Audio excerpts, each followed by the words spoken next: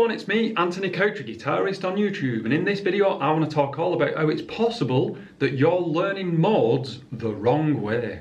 And I want to talk about 4 things. Number 1, what I think the wrong way is. Number 2, why I think that's wrong. Number 3, what I think is an easier way to learn modes. And number 4, to give you an exercise on how to do that easier way of learning modes.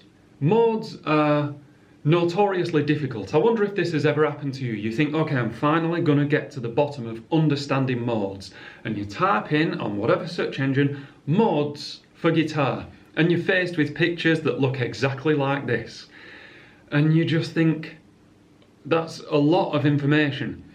Okay, so what do I think is wrong? I think all that information is correct. There is nothing wrong with those images that you receive.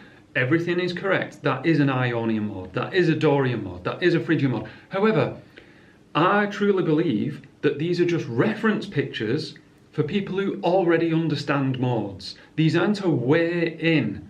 This is, in my opinion, the wrong way to go about learning modes. This is the way that I learned modes.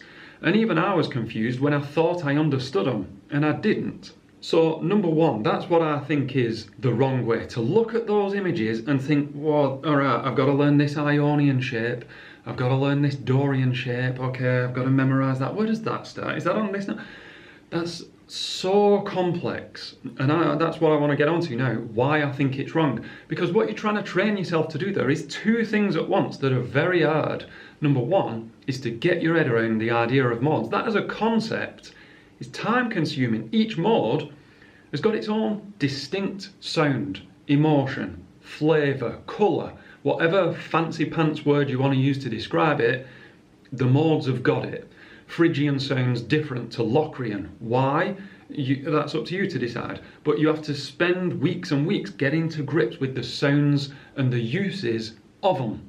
So to do that, while also trying to memorise those 7 shapes, I mean, come on, that is too hard.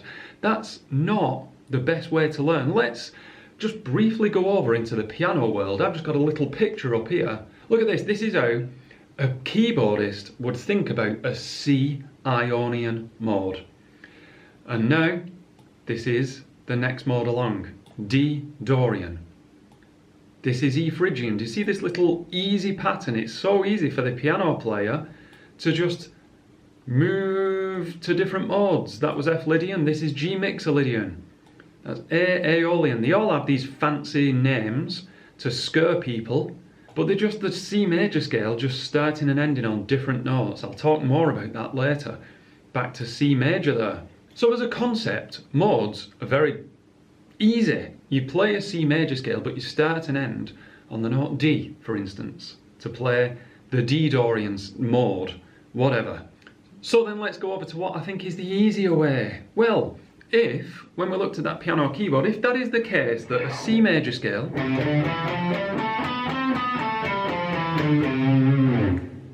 played from the 2nd note onwards is the next mode, D Dorian, then don't learn it in a different shape up the neck.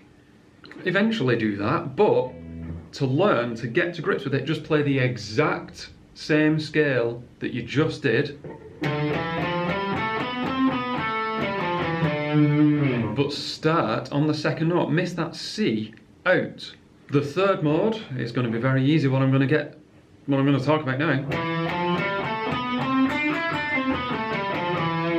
Just play from the 3rd note. It's a C major scale from the 3rd note. You're playing the exact same notes, but you're starting on a different note. Now, that is a very basic way of thinking about modes. I'm going to give you an exercise now that will hopefully open your eyes to what this really means. Have a look at this. You can see that I've written the chords C major, D minor, E minor, F major, G major, A minor, and B diminished. They're all the chords that are in the key of C major, just the basic triads. Now have a look at this.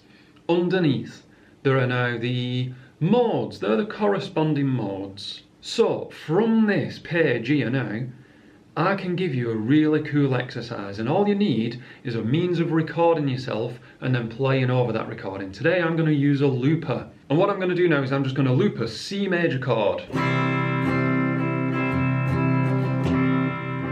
Okay, there we go, there's my loop, and over the top of that I'm now going to play a C Ionian mode, just the C major scale over the top.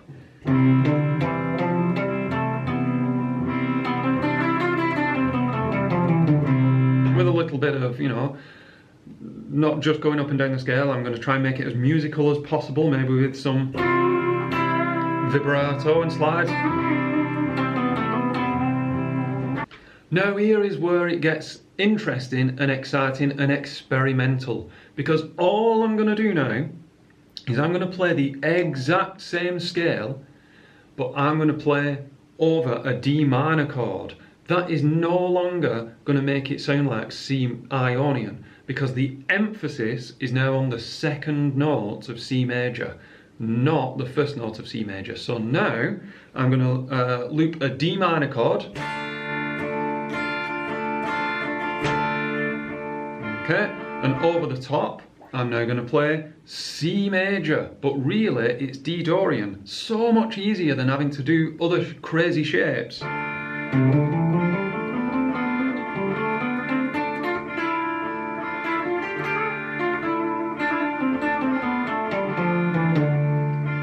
Okay, it sounds nothing like C major, does it? That's the fun bit. That's the bit where you think, okay, I'm getting to grips with the sound of the modes, but I didn't have to do any crazy position shifts. What's the third chord? E minor. What's the third mode? E Phrygian. All I'm going to do is loop an E minor chord. And over the top, what do? Do I go and type in image search and go, what's that crazy shape? No. All I do is play a C major scale over it. That's all. And the chord dictates the colour of the notes that I'm playing. The perception of the notes is now different. I'm not overcomplicating it.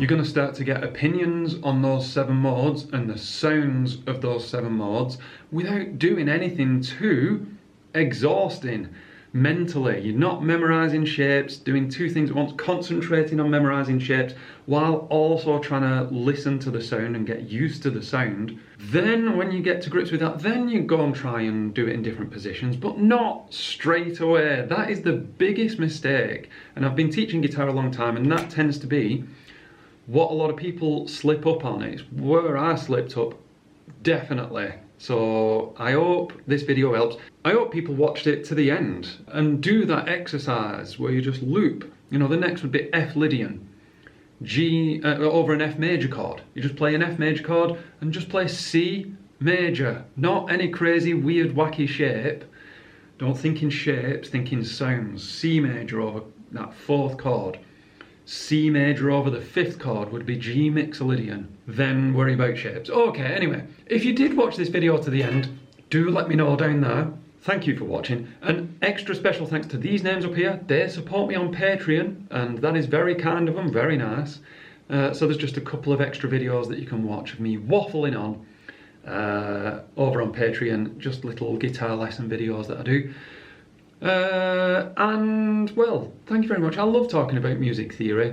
I hope you like listening to it. And on that note, I'll see you in the next video.